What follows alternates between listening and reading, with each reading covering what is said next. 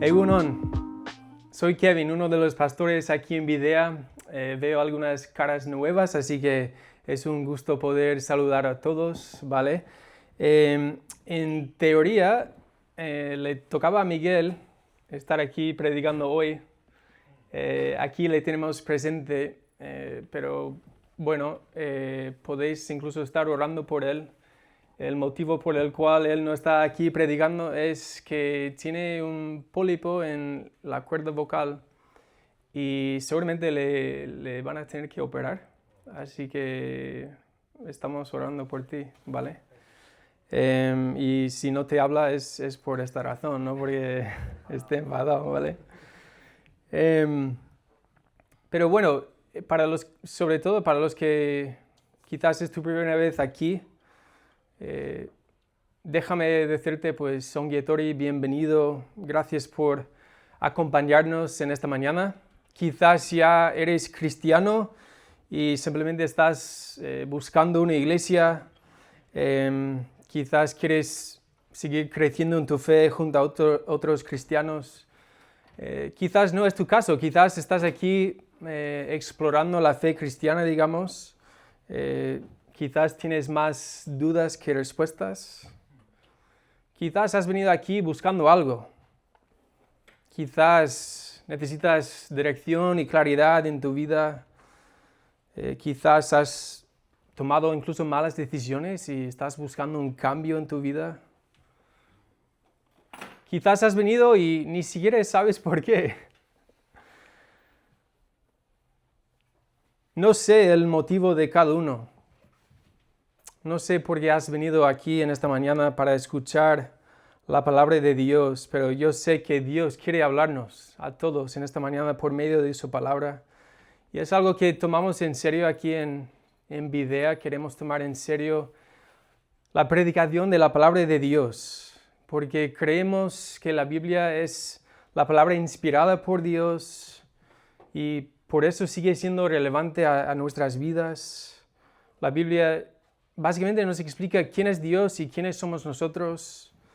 Y sobre todo, pues nos apunta a ver nuestra necesidad de Jesús, de un Salvador, alguien que nos puede rescatar de nuestra rebelión y pecado.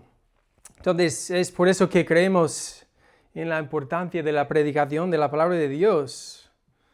Dios sigue obrando por medio de su palabra, tanto en la vida del creyente como en la vida del pecador que todavía no ha confiado en Cristo. Entonces, es por esta razón que vamos a dedicar tiempo en esta mañana a estar en Esdras 9. Quiero invitaros a buscar en vuestras Biblias Esdras 9.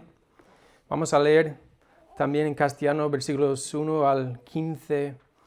Y también déjame deciros que si no tienes una Biblia, tenemos algunas ahí en la mesa de la entrada, ¿vale? Y sería con mucho gozo veros llevar una Biblia a casa para que lo tengáis como un regalo de parte de nosotros y así también puedes estar leyendo la palabra de Dios en casa, ¿vale? Entonces, casi estamos llegando al final de Esdras. Son 10 capítulos, entonces nos toca hoy capítulo 9 y si Dios quiere, pues acabaremos la semana que viene con Esdras 10. Pero creo que está siendo de mucha bendición. Y antes de leer Esdras 9, déjame preguntaros y lanzar una pregunta. ¿Qué idea tienes de los cristianos? ¿Quiénes son los cristianos? ¿Y qué idea tienes de los cristianos? Quizás piensas que, mira, sí, los cristianos, sí, son buena gente.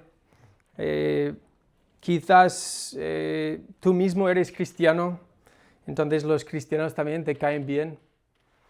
Quizás piensas que, mira, los cristianos son personas interesantes.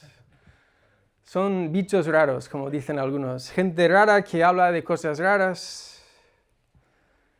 Quizás muchos de nosotros podemos pensar que los cristianos son hipócritas. Siendo sincero, los cristianos quizás te frustran, te molestan, porque muchas veces ves que hablan de una cosa pero luego hacen otra cosa. Pero hay algo interesante en la Biblia, que la Biblia habla de los cristianos como pecadores, pero no pecadores solamente, sino pecadores salvos por gracia. Los cristianos son personas que han reconocido su propio corazón rebelde, han confesado y han arrepentido de su pecado, han confiado en Jesucristo como su único Señor y Salvador. Y los cristianos siguen siendo personas transformadas por el poder y la gracia de Dios. Entonces, los cristianos, según la Biblia, no son personas perfectas, pero tampoco son personas indiferentes al pecado. Entonces, es por eso que vemos y debemos ver en la vida cristiana un patrón de arrepentimiento y fe, un patrón continuo, ¿no?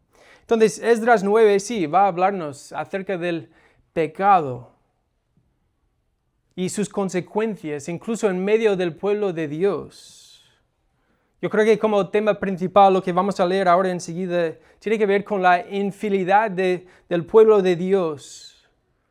¿Y qué hace Esdras en respuesta a esa infidelidad?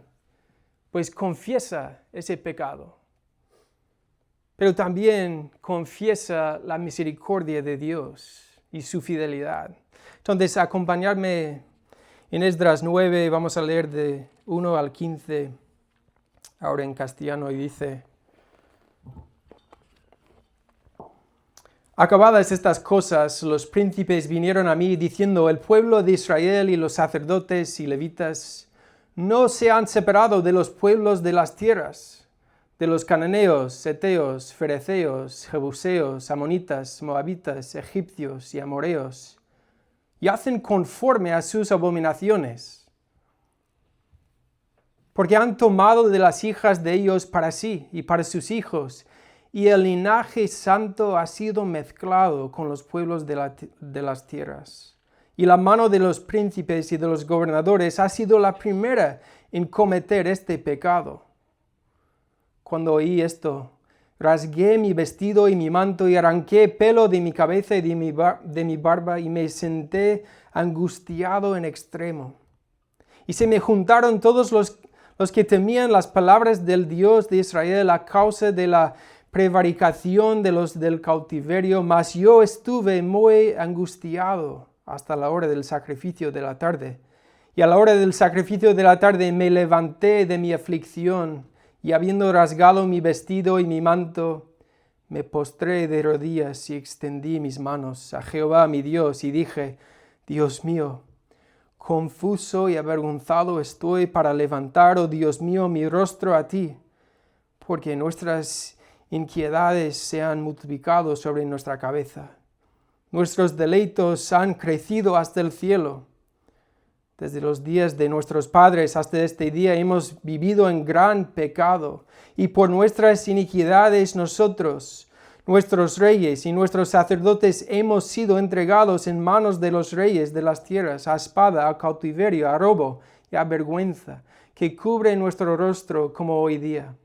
Y ahora por un breve momento ha habido misericordia de parte de Jehová nuestro Dios, para hacer que nos quedase un remanente libre, y para darnos un lugar seguro en su santuario, a fin de alumbrar nuestro Dios nuestros ojos, y darnos un poco de vida en nuestra servidumbre. Porque siervos somos, mas en nuestra servidumbre no nos has desamparado nuestro Dios, sino inclinó sobre nosotros su misericordia delante de los reyes de Persia, para que se nos diese vida, para levantar la casa de nuestro Dios y restaurar sus ruinas y darnos protección en Judá y en Jerusalén. Pero ahora, ¿qué diremos, oh Dios nuestro, después de esto? Porque nosotros hemos dejado tus mandamientos, que prescribiste por medio de tus siervos los profetas, diciendo: la tierra a la cual entráis para poseerla, tierra inmunda, es a causa de la inmundicia de los pueblos de aquellas regiones, por las abominaciones de que la han llenado de uno a otro extremo con su inmundicia. Ahora pues no daréis vuestras hijas a los hijos de ellos, ni sus hijas tomaréis para vuestros hijos, ni procuraréis jamás su paz ni su prosperidad, para que seáis fuertes y comáis el bien de la tierra, y la dejéis por heredad a vuestros hijos para siempre.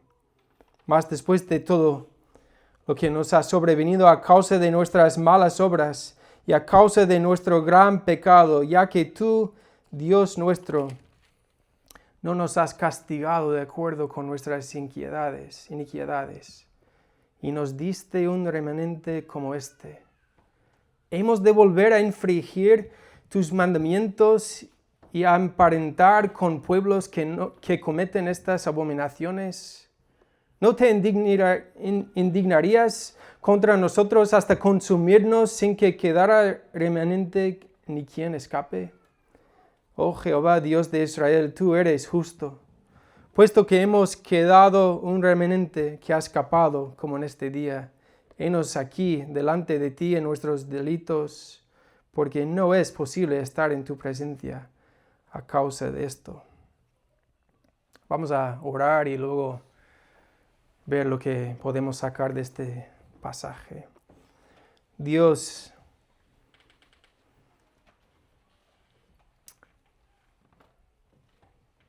leer tu palabra tiene poder en nuestras vidas, Señor. Incluso al leer un pasaje sobre el pecado y la confesión de ese pecado, Señor, pues nos lleva también a confesar nuestros pecados a ti, Señor. ¿Cómo podemos seguir adelante sin primeramente reconocer nuestra gran necesidad de ti? Queremos confesar, Señor, una vez más que todos que estamos aquí te hemos dado la espalda en rebelión, en pecar contra ti, Señor. Queremos confesar que muchas veces seguimos confiando más en nosotros mismos que en ti. Señor, queremos confesar que el pecado es mucho más grave que muchas veces actuamos, Señor. Ayúdanos en esta mañana a seguir pues viendo nuestra necesidad de ti. Queremos ver tu fidelidad a pesar de nuestra infidelidad, Señor. Así que háblanos. Oramos en el nombre de Jesús. Amén. Pues yo creo que lo que podemos observar en Esdras 9 tiene que ver con el pecado siendo expuesto y también la confesión. Una confesión genuina, tanto del pecado como también la misericordia de Dios. Entonces me gustaría ver Esdras 9 en estas tres partes. Pero ¿cómo empieza? Apuntándonos al pasado, ¿no? Diciendo, acabadas estas cosas, pues qué cosas habían sucedido. Tranquilos, no voy a dar un resumen de todo Esdras en mucho detalle, pero a partir del capítulo 7 y 8 ya estamos viendo la segunda etapa de este libro, el segundo retorno del pueblo de Dios a Jerusalén. Los que habían sido en cautiverio son liberados y pues pueden regresar de Babilonia a Jerusalén bajo el liderazgo de Esdras en este caso. Y sabemos, según 7 y 8, que Esdras fue sacerdote y escriba de la ley de Dios. Ya sabemos que el templo había sido reedificado y ahora Dios quería traer restauración espiritual a su pueblo. Entonces Dios mismo escogió personas como Esdras. Dice en Esdras 7:10, porque Esdras había preparado su corazón para inquirir la ley de Jehová y para cumplirla y para enseñar en Israel sus estatutos y decretos. Y yo creo que si Esdras 8 también nos enseña algo, nos enseña que la mano soberana de Dios estaba sobre ellos. Pudieron llegar con bien a Jerusalén, incluso con sus tesoros para adorar a Dios y le hicieron sacrificios. Pero si no me equivoco, también os dimos un spoiler la semana pasada para esta semana de darnos una perspectiva de que iba a salir a la luz un gran problema. Y aunque Dios había ayudado a su pueblo a reedificar el templo, estamos viendo cómo los edificios no cambian corazones. El pueblo de Dios una vez más se había vuelto rebelde. En este caso dice el pueblo, los sacerdotes y levitas no habían separadose de los pueblos de las tierras. Y dice que hacen conforme a sus abominaciones. En más detalle, en versículo 2, vemos de qué está hablando Esdras. Dice en concreto, porque han tomado de las hijas de ellos para sí y para sus hijos. Y dice así, el linaje santo ha sido mezclado con los pueblos de las tierras. El linaje santo había sido mezclado. Y no solo eso, sino quienes fueron, en primer lugar, haciendo esto. Los propios líderes del pueblo. La mano de los príncipes y de los gobernadores ha sido la primera en cometer este pecado, dice. Entonces, yo creo que aquí, nada más que empezar a ver lo que está sucediendo, podemos preguntarnos, pero ¿qué más da? ¿Por qué importa esto? Incluso la gente no puede casarse con quien quiera.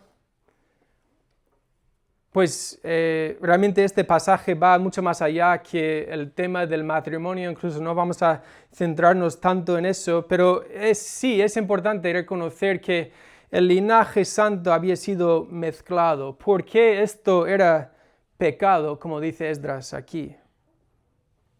Porque tiene que ver con rechazar el plan y el diseño de Dios. Lo que pasa es que Dios había establecido un plan muy específico para su pueblo. Podemos recordar en Éxodo 34, versículos 11 a 16, no voy a leer todo, pero sí me gustaría leer en versículo 12. Guárdate de hacer alianza con los moradores de la tierra donde has de entrar, para que no sean tropezadero en medio de ti.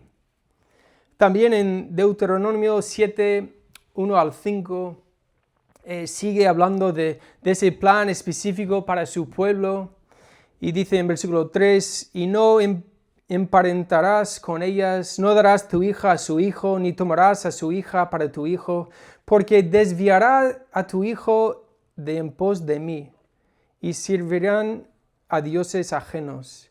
Y el furor de Jehová se encenderá sobre vosotros y te destruirá pronto.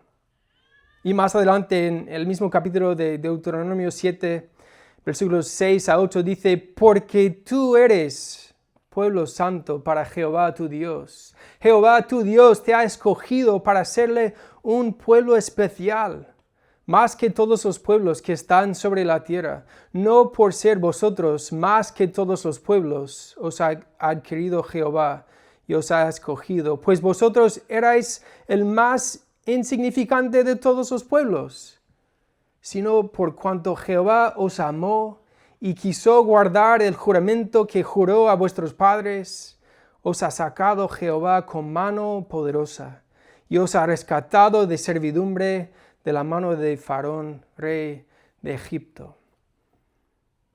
Esto nos relata la historia del pueblo de Israel antes de lo que estamos viendo aquí en Esdras, pero el deseo de Dios seguía siendo igual. Un pueblo especial, apartado para Él, para disfrutar de Él, de sus planes, de sus estándares, deleitarse en Él, en su visión para la vida. Entonces, ¿qué es lo que sucede cuando Esdras se entera de este gran pecado? De haberse mezclado entre el pueblo de las tierras. Dice en versículos 3 y 4, cuando oí esto, rasgué mi vestido. Rasgó su vestido y su manto, incluso arrancó pelo de su cabeza y de su barba. Es decir, casi volverse loco en desesperación y vergüenza, mostrando pues humillación, mostrando lamento y dolor. Dice angustiado en extremo, a causa de la prevaricación. ¿Qué significa eso? Simplemente significa hacer lo malo sabiendo hacer lo bueno. Entonces, en este caso, el pecado había salido a la luz. Quizás podemos preguntarnos cuál es nuestra manera de actuar cuando nuestro pecado sale a la luz. Pues vemos aquí la reacción de Esdras. Es estar abrumado y angustiado. Es decir, que Esdras se ve la severidad del pecado. ¿Por qué? Porque hay consecuencias reales. Esdras vemos que no es indiferente al pecado, pero no solo se queda angustiado. ¿A dónde le lleva esa angustia? Le lleva a buscar a Dios. Tenemos la confesión de pecado en versículos 5 al 9. Realmente, toda la oración es una confesión, reconociendo todo el rato su propio pecado. Entonces, Esdras vemos como que se postra de rodillas, extendiendo sus manos a Jehová su Dios, clamándole en confusión, avergonzado. Ni siquiera él mismo había cometido ese pecado. Entonces también es bastante chocante ver que Esdras se incluye en el pecado del pueblo, reconociendo que habían sido un pueblo infiel, pero también destacando la fidelidad de Dios. Entonces, ¿cuáles son las palabras que vemos aquí repetidas? Pues habla de nuestras iniquidades, cómo se habían multiplicado, nuestros delitos. Dice, hemos vivido en gran pecado. Otra vez, nuestras iniquidades. Pero cómo estos versículos se contrastan con la segunda parte, versículos 8 y 9. Dice, ahora por un breve momento ha habido misericordia de parte de Jehová nuestro Dios. Destacando la misericordia de Dios, reconociendo que Dios mismo había apartado ese remanente libre para darlos un lugar seguro en su santuario. Y también en versículo 9, porque siervos somos más en nuestra servidumbre, fijaros lo que dice, no nos ha desamparado nuestro Dios, sino inclinó sobre nosotros su misericordia. Otra vez destacando la misericordia de Dios. Entonces yo creo que si hay algo que podemos aprender de esta oración de Esdras es que ver que en primer lugar su confesión correctamente se la gravedad del pecado, pero no termina ahí. Porque Esdras sí puede tener esperanza en un Dios misericordioso. A pesar de los fracasos y la rebelión del pueblo de Dios, Esdras también se centra en la bondad de Dios. Entonces, tenemos las dos realidades. Por un lado, para nada está minimizando el pecado y el fruto que eso trae. Pero también está destacando una vez más la bondad y la misericordia de Dios. Entonces, en versículos 10 al 15, incluso ahí es donde resalta ese pasaje que he leído antes, como Dios mismo estableciendo el plan y la visión para su pueblo. Pero retomando en versículo 13, más después de todo lo que nos ha sobrevenido a causa de nuestras malas obras y a causa de nuestro gran pecado, ya que tú, Dios nuestro, no nos has castigado de acuerdo con nuestras iniquidades. Yo creo que podemos meditar en esta mañana, en primer lugar, sobre nuestro pecado y confesarlo, tener un corazón dispuesto a no minimizar nuestro pecado ante un Dios santo, pero también meditar en la misericordia de Dios. No sé si ves esperanza en estas palabras de que a pesar de nuestro gran pecado, Dios nuestro no nos ha castigado de acuerdo con nuestras iniquidades. Es decir, como pecadores tenemos que reconocer que correctamente nuestros pecados merecen un castigo de parte de un Dios justo. Pasar por alto nuestros pecados sería falta de justicia, ¿verdad? Incluso falta de amor, porque es como, venga, no importa. Entonces es bien bueno que Dios sea tan justo, pero también nos hemos fijado en el hecho de que no nos ha castigado como merecemos. Si recordamos en el primer libro de la Biblia, Génesis, nada más que ver el pecado entrar al mundo, ¿cuál fue la advertencia de parte de Dios? ¿Qué fruto iba a haber en consecuencia del pecado? Pues iba a traer la muerte, tanto la muerte física como muerte espiritual. También en Romanos dice que la paga del pecado es la muerte, entonces el castigo que todos merecemos es la propia muerte, estar alejados de la presencia de Dios.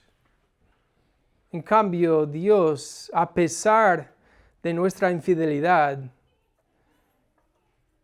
está teniendo misericordia con nosotros incluso hoy mismo. De poder reconocer que hemos dado la espalda a Dios, pero a la vez nos invita a confiar en Él, a experimentar su misericordia y su amor. Entonces lo que vemos aquí es que no merecían la misericordia de Dios, pero Esdras sí confiesa en primer lugar el pecado, pero también la misericordia de Dios. Y como Esdras acaba en versículo 15, oh Jehová Dios, ahora no dice Dios mío, sino Dios de Israel. Yo creo que otra vez resaltando que, mira, Dios va a ser fiel con su pueblo.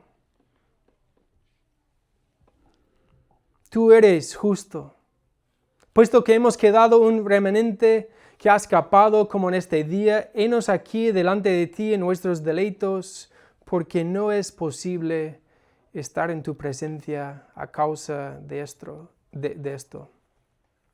Entonces, Esdras reconoce que Dios es justo y también un Dios que cumple con sus promesas. Yo creo que nos cuesta quizás incluso creer estas palabras, que no es posible estar en la presencia de Dios. Y eso es debido a nuestra propia pecaminosidad. Y minimizar tanto nuestro pecado como minimizar también la santidad de Dios para acomodarnos. Decir, venga, no ha sido tan grave, no pasa nada. Entonces yo creo que para aplicar este pasaje a nuestras vidas podemos preguntarnos incluso, pero vale, ¿por qué es importante la confesión? Y déjame decir que no estoy hablando de ir a un cura para confesar nuestros pecados, sino ir directamente a Dios, nuestro Padre, nuestro Creador, y reconocer y decirle cómo le hemos fallado, cómo le hemos dado la espalda. Es que es curioso ver el contraste en la Biblia entre personas que intentan esconder su pecado y otros que libremente reconocen su pecado en arrepentimiento. Entonces queremos ser al final personas que no minimizamos el pecado, ¿verdad? No queremos minimizar el pecado, queremos ver la gravedad del pecado. Entonces, ¿qué está pasando para esta gente que escuchó a Esdras orar de esta manera? Yo creo que en un sentido, pues, están reconociendo que una vez más se habían caído al casarse con el pueblo pagano para adoptar prácticas que iban en contra del pacto de Dios. Pero, ¿qué es lo que necesitaban escuchar en medio de su rebelión? Sí, que necesitaban escuchar que su pecado era grave y debía ser reconocido, pero también que Dios sigue siendo fiel y paciente y misericordioso a pesar de su infidelidad. Necesitaban escuchar que el arrepentimiento genuino trae restauración, trae perdón a nuestras vidas, incluso después de años de rebelión. Entonces no sé cómo son buenas noticias para nosotros en esta mañana. Sé que el contexto es diferente, pero también sé que todos luchamos con pecado. Dios también conoce nuestra infidelidad. Dios conoce nuestros errores y Dios en ningún momento los minimiza. Pero también para nosotros su misericordia, su fidelidad permanece, incluso cuando hemos fallado.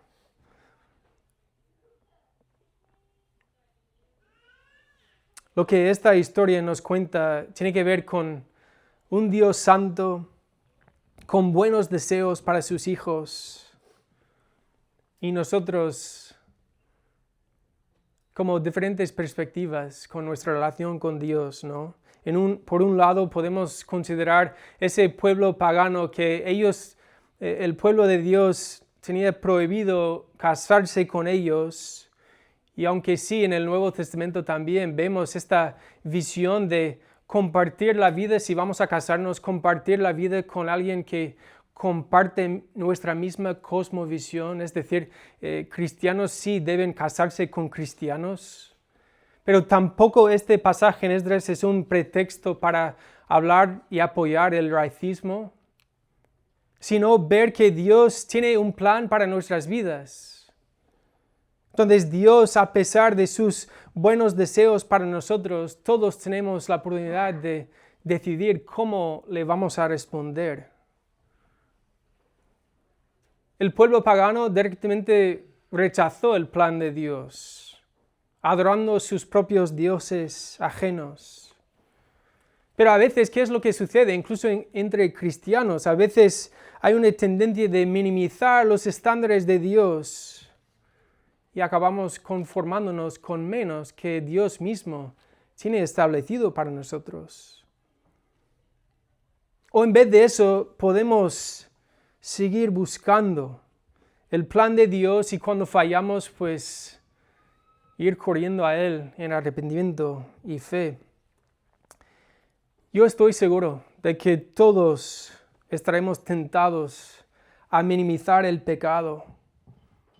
Quizás incluso ahora mismo en tu vida, tú tienes muy claro un pecado con lo que estás luchando.